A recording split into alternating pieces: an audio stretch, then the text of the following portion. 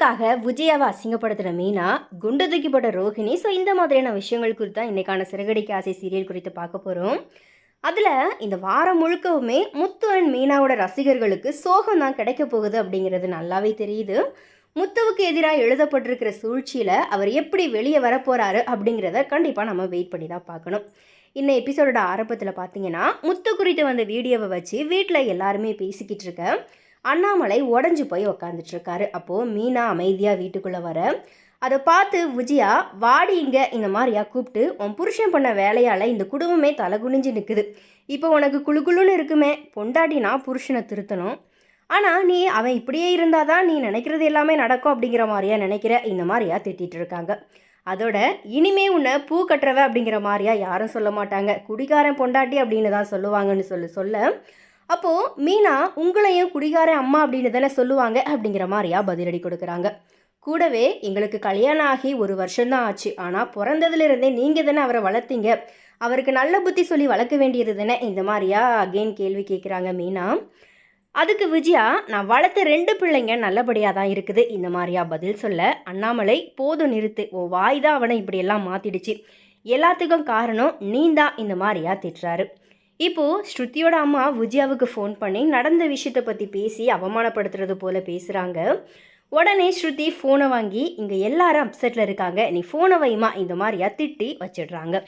அதுக்கப்புறமா முத்து வீட்டுக்கு வந்து, அப்பா காரை தூக்கிட்டு போயிட்டாங்கப்பா, இந்த மாதிரியா சொல்ல விஜயா, குடிச்சிட்டு வண்டியை ஓட்டுனா தூக்கிட்டு தான் போவாங்க, இந்த மாதிரியா சொல்கிறாங்க.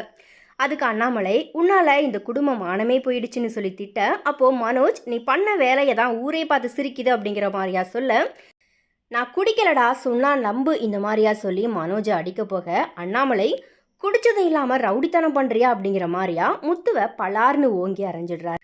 அடுத்த கட்டத்தில் மீனாவோட கையை பிடிச்சிக்கிட்டு முத்து, சத்தியமாக நான் குடிக்கல மீனா, இந்த மாதிரியா சொல்ல மீனாவும் அதை நம்ப மறுக்க, குடிக்கலை அப்படிங்கிற மாதிரியா நடந்து காட்ட, அதுக்கு மனோஜ் குடிச்சிட்டு நடந்துக்கிட்டு இருக்கான், இந்த மாதிரியா நக்கல் பண்ணுறாரு.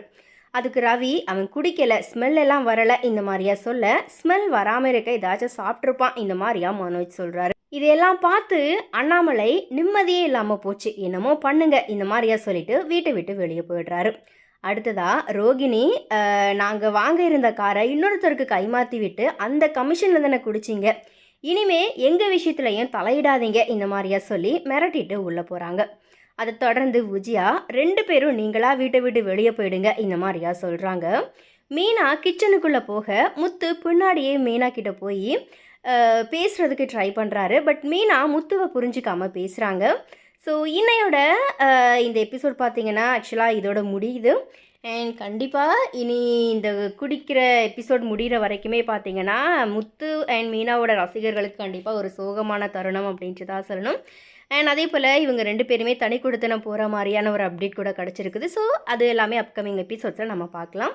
ஸோ எனிவே இந்த இப்போ கரண்ட்லி நடக்கிற இந்த சினாரியோ குறித்த உங்களுடைய கருத்துக்களை மறக்காமல் கமெண்ட்ஸில் பதிவு பண்ணுங்கள்.